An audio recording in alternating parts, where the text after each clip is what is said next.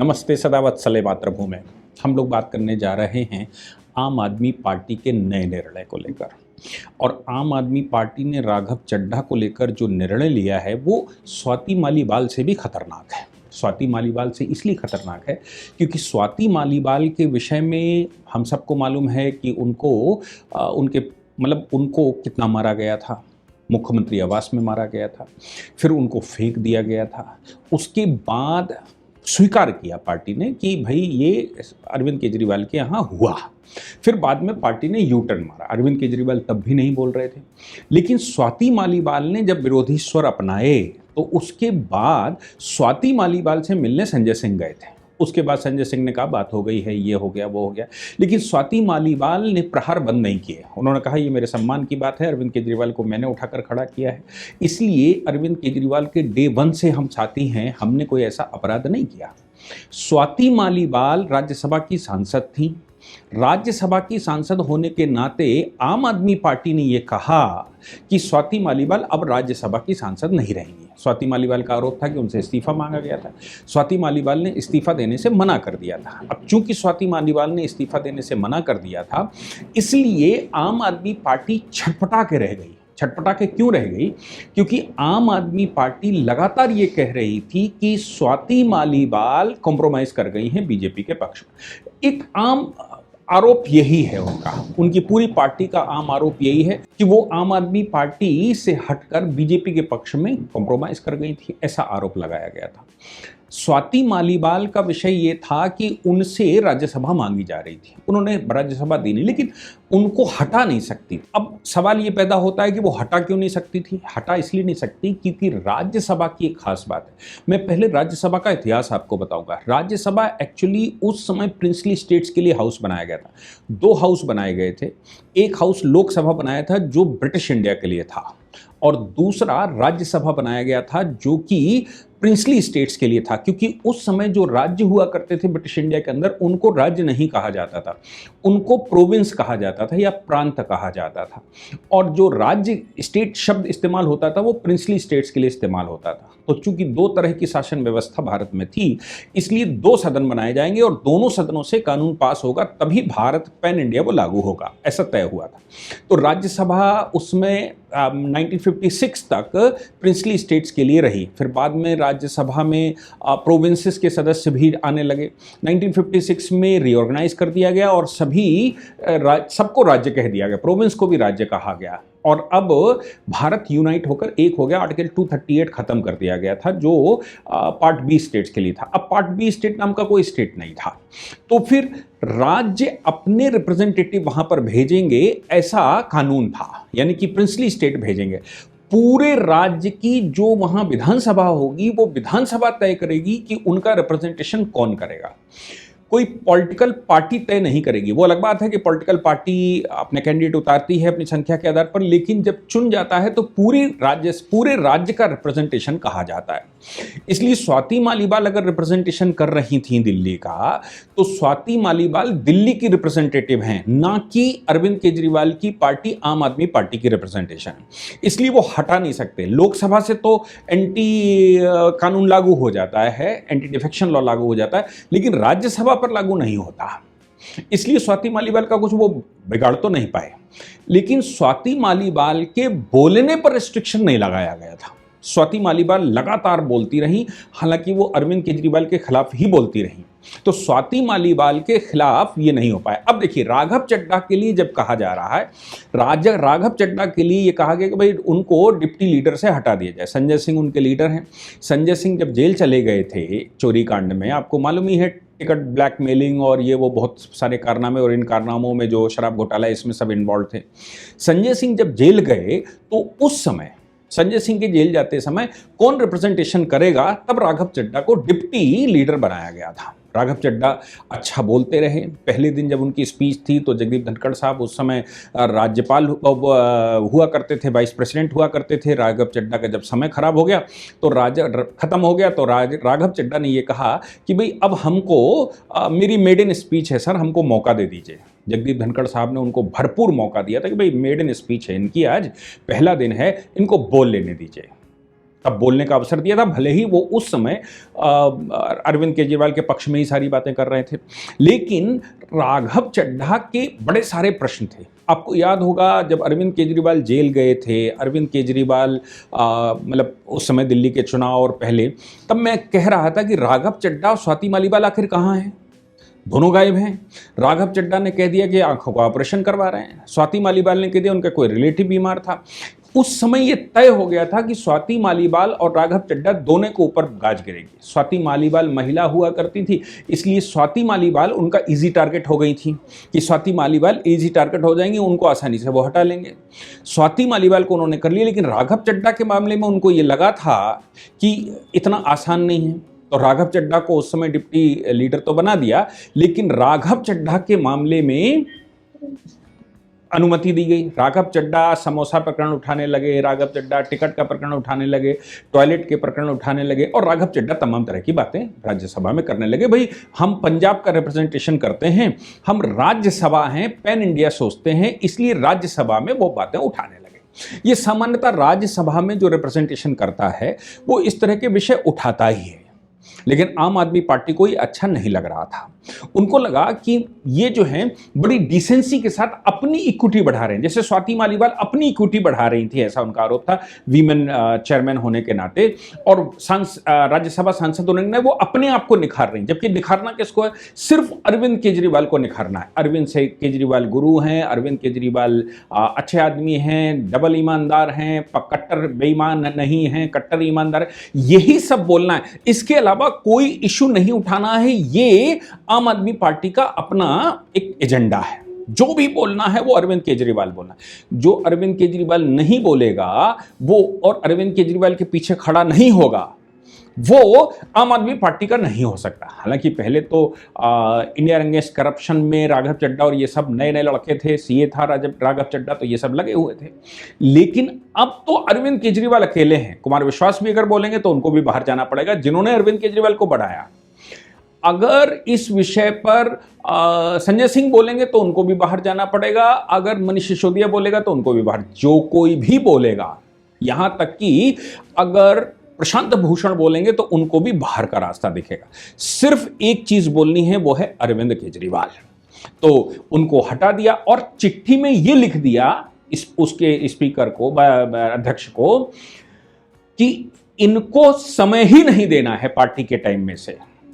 Party का जो time fix है, 1 घंटा 2 घंटा जो भी उनका फिक्स है, उसमें से राघव चड्ढा को टाइम नहीं देना है। अब इसकी एनोमलीज समझिए।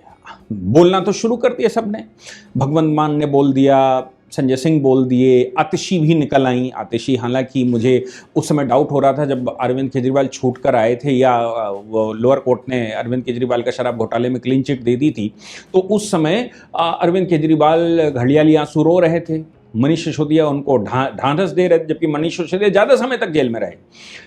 आतिशी पीछे मुझे दिखाई नहीं दी थी, तब मुझे लगा था कि आतिशी का भी कुछ हाल बुरा है। और ये तो हम सबको मालूम है कि वो नायर के मामले में अरविंद केजरीवाल ने सौरभ भारद्वाज और आतिशी का नाम कोर्ट में ले लिया था कि भाई वो इनको कॉन्ट्रैक्ट करते थे, मुझे नहीं करते थे। तब दोनों ही रोए थे।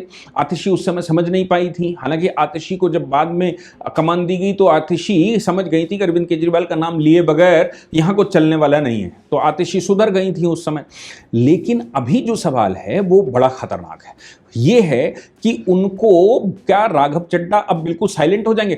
अगर राघव चड्ढा या पॉलिटिकल पार्टी के आधार पर बोलने से रोका जाता तो स्वाति मालीवाल क्यों बोल रही हैं? स्वाति मालीवाल को अवसर क्यों दिया जा रहा है? अच्छा, ये बात भी है कि चीफ इलेक्शन कमीशन के खिलाफ जब महाभियोग लाई थी ममता बनर्जी, तो आपने साइन क्यों नहीं किए? जब पूरा विपक्ष बाइकआउट करता है तो तुम बाइकआउट क्यों नहीं करते? जब तुम पंजाब से आते हो, अरविंद केजरीवाल, मतलब पार्टी का एजेंडा क्यों नहीं उठाते? पार्टी का एजेंडा मतलब अरविंद केजरीवाल का एजेंडा क्यों नहीं उठाते? मोदी जी को गाली क्यों नहीं देते? आप मोदी जी को गाली देंगे तो ही पार्टी के सही सच्चे कार्यकर्ता हैं। अगर मोदी को गाली नहीं देंगे तो आप सच्चे कार्यकर्ता पार्टी के हो ही नहीं सकते। ये आम आदमी पार्टी का स्टैंड है। राघव चड्ढा के दिमाग में ये आया था कि भाई मैं पढ़ा लिखा सीए हूं, मैं इन पॉलिटिकल पार्टियों का नहीं, मैं राज्यसभा का सांसद हूं, लोकसभा का नहीं हूं। राज्यसभा के सांसद होने के नाते देश में जो समस्याएं मेरे सामने आती हैं उनको उठाना मेरा काम है। अब इनका कहना है आम आदमी पार्टी को वो समोसा की बात उठा रहे थे, वो कैंटीन की बात उठा रहे थे, वो रेलवे टिकट की बात उठा रहे थे, वो एसी कोच की बात उठा रहे थे और तमाम तरह की बातें उठा रहे थे। इनसे कोई लेना देना नहीं, पार्टी का टाइम वो किल कर रहे थे। अब देखिए, ये लिखा गया कि इनको पार्टी का समय न दिया जाए। हालांकि राघव चड्ढा बाहर निकल कर आए और उन्होंने कहा मुझे साइलेंट किया जा सकता है, मैं हारा नहीं हूं। उन्होंने कहा भाई ये जो देश जनहित के मामले हैं इनको उठाना मेरे लिए अपराध है, क्या मैंने अपराध किया है? जैसे ही राघव चड्ढा ने ये कहा वैसे ही सब के सब दाना पानी लेकर चढ़ बैठे और ये कहा कि मोदी जी के साथ कॉम्प्रोमाइज कर गए। कॉम्प्रोमाइज करके मतलब मोदी जी को गाली क्यों नहीं दे रहे, मोदी जी पर प्रश्न क्यों खड़े कर रहे? अच्छा, एक बात राघव चड्ढा को जरूर समझ में आ गई कि आज की तारीख में ये जेनजेड जो है, जेनजी जो है, वो अगर मोदी जी को गाली देता है तो टीवी हाईलाइट तो हो जाता है, लेकिन जनता उसको पसंद नहीं करती। जनता जेनजी इस समय मोदी जी के साथ है, इसमें कोई शक नहीं। जेनजी भारत का कलंक मिटाने पर इस समय लगा हुआ है, इसमें कोई शक नहीं। जेनजी भारत को जीर्णोद्धार करने में लगा हुआ है, इसमें कोई शक नहीं। अब जेनजी आपके पक्ष में आ जाए ऐसा संभव नहीं। राघव चड्ढा भी तो यंग है, जेनजी ही कहा जा सकता है। तो जेनजी को यह बात समझ आ गई कि मोदी जी का विरोध नहीं करना है, भले ही पॉलिटिकल पार्टी का एजेंडा रखना है, लेकिन मोदी विरोध नहीं करना है। क्योंकि पॉलिसीज जिस प्रकार की मोदी सरकार लेकर आती है और जो देश में चला रहे हैं पिछले 12 साल से, वो अद्वितीय है, उसका पूरा वर्ल्ड तारीफ कर रहा है। तो राघव चड्ढा को ये बात का एहसास था, लेकिन अरविंद केजरीवाल को ये अच्छा नहीं लग रहा था, इसलिए ये सब कुछ हुआ। अब सवाल ये पैदा होता क्या राघव चड्ढा नहीं बोलेंगे? स्वाति मालीवाल तो बोल रही है, तो राघव चड्ढा नहीं बोलेंगे? अब मैं बताता हूं क्या है। उन्होंने कहा, लिखा कि मेरी पार्टी का जो टाइम है, पार्टी का टाइम रेशियो के अनुसार होता है। रेशियो के अनुसार मतलब जितने आपके सांसद हैं, जैसे 250 सांसदों की मैं बात करता हूं और अगर 25 घंटे दिए गए हैं तो 250 सांसदों का मतलब है कि हर 1 घंटा, 25 घंटे अगर दिए गए हैं तो 25 घंटे में 1 घंटा उस पॉलिटिकल पार्टी के 10 लोगों को दिया जाएगा, तब वो चलेगा। अगर 25 घंटे का मामला है और 250 सांसद हैं उसमें, तो 10 लोगों की पार्टी को या 10 लोगों के हिसाब से 1 घंटा दिया जाएगा। अगर आपकी पार्टी के 20 सांसद हैं तो आपको 2 घंटा दिया जाएगा, 10 हैं तो 1 घंटा दी। अब 1 घंटे में लीडर तय करता है कि कौन बोलेगा कौन नहीं बोलेगा। हमारी पार्टी की तरफ से, पार्टी की तरफ से 10 लोग बोले हैं 10 मिनट, 6 मिनट, या फिर 2 लोग बोले या 3 लोग बोले, ये सब तय करना होता है। पॉलिटिकल पार्टी टाइम देती है। राघव चड्ढा के मामले में या स्वाति मालीवाल के मामले में आम आदमी पार्टी समय नहीं दे रही थी, वो समय तो उपराष्ट्रपति दे रहे होंगे या फिर चेयर दे रही होगी। राघव चड्ढा को बोलने से रोकना आम आदमी पार्टी के बस का नहीं है। राघव चड्ढा को अगर कोई रोक सकता है अब, तो वो मतलब कोई रोक सकता है तो वो चेयरमैन रोक सकता है। चेयरमैन अगर बाकी समय में से जैसे स्वाति मालीवाल को समय देता है, वैसे अगर राघव चड्ढा को समय देता है, तो आम आदमी पार्टी को धोने के लिए राघव चड्ढा सफिशिएंट है। क्योंकि राघव चड्ढा वो अंदरूनी गहरे राज जानते हैं जो स्वाति मालीवाल भी नहीं जानती थी। इसलिए राघव चड्ढा को इतने दिन ऑब्लाइज किया गया था, क्योंकि राघव चड्ढा चार्टर्ड अकाउंटेंट है। ये पार्टी का जितना करप्शन का पूरा खेल है, उस पूरे खेल में राघव चड्ढा एक बड़े प्लेयर रहे होंगे। क्यों? क्योंकि चार्टर्ड अकाउंटेंट ने ही सारे रास्ते बताए होंगे कि भाई कैसे ये करप्शन का मामला, पैसा कहां से कहां सेटल करना है। और इंडिया ने अगेंस्ट करप्शन या जो इनकी फाउंडेशनों पर रजिस्टर होने से पहले ही करोड़ों रुपया आया था, वो राघव चड्ढा ने ही सब सेटल किया होगा। इसलिए राघव चड्ढा को पहले इजी टारगेट नहीं बनाया गया। अब उनको लगता है कि अब सब क्लियर हो गया है, अब राघव चड्ढा कर सकते हैं। लेकिन राघव चड्ढा के मामले में मैं बता रहा हूं कि वो पार्टी के करप्शन का एक एक मामला जानता है। अगर चेयरमैन उसको समय देते हैं अपने समय में से, जैसे स्वाति मालीवाल को देते हैं, तो आम आदमी पार्टी बोलने से रोक नहीं सकती। इतना ही कहा जा सकता है आम आदमी पार्टी की तरफ से कि भाई वो बीजेपी के हो गए हैं, वो बीजेपी ज्वाइन करेंगे, बीजेपी में कॉम्प्रोमाइज कर गए, उनकी तरफ से कुछ माल ले लिया। ये जो सामान्य एलिगेशन होते हैं वो एलिगेशन लगाएंगे। हालांकि अभी तक मुझे नहीं लगता कि राघव चड्ढा ने भारतीय जनता पार्टी के पक्ष में कोई बात कही होगी, लेकिन इनका कहना है वो सॉफ्ट बोलने लगे थे, मतलब एक पढ़े लिखे आदमी की तरह बोलने लगे थे। अब पढ़े लिखे आदमी की तरह बोलना अरविंद केजरीवाल को गवारा नहीं है, वो आपको बोलना है, फंसना भी आप ही को है। करप्शन पार्टी के लोग करेंगे और करप्शन पार्टी के लोग करके देंगे अरविंद केजरीवाल को, और अरविंद केजरीवाल कहीं साइन नहीं करेंगे, अरविंद केजरीवाल कहीं फंसेंगे नहीं। ये अरविंद केजरीवाल की पॉलिसी है। जो राघव चड्ढा उस पॉलिसी को, मतलब उस पॉलिसी पर चल नहीं सकते, जैसे कुमार विश्वास नहीं चल सकते थे। इसलिए अब राघव चड्ढा को अगर चेयरमैन समय देते हैं तो मैं समझता हूं स्वाति मालीवाल से ज्यादा खतरनाक राघव चड्ढा राज्यसभा में होंगे। राज्यसभा की सीट से तो नहीं हटा सकती आम आदमी पार्टी, क्योंकि राज्यसभा किसी पॉलिटिकल पार्टी का रिप्रेजेंटेशन नहीं है। राज्यसभा राज्य का रिप्रेजेंटेशन है, और राज्य का रिप्रेजेंटेशन तभी हो सकता है जब वो व्यक्ति खुद रिजाइन करे, या उसकी मृत्यु हो जाए, या कहीं और सेटल हो जाए और रिजाइन कर जाए, तो फिर नए सिरे से बाकी समय के लिए चुनाव हो सकता है। लेकिन वैसे नहीं हो सकता, ना पॉलिटिकल पार्टी कुछ बिगाड़ सकती। जो मैक्सिमम कर सकती थी अरविंद केजरीवाल की पार्टी, उसने राघव चड्ढा के साथ कर लिया। लेकिन चेयरमैन अगर समय देंगे तो ये निश्चित है कि राघव चड्ढा वो ब्रह्मास्त्र हो सकते हैं जो अरविंद केजरीवाल के लिए बहुत ज्यादा घातक हो सकते हैं, जितना घातक स्वाति मालीवाल नहीं हो सकती थी। आगे जो होगा उस पर हम लोग चर्चा करेंगे। अभी तक मुझे जो सूचना मिली है, जो मुझे लगा, उस पर हमने चर्चा की। जय हिंद, जय भारत, वंदे मातरम।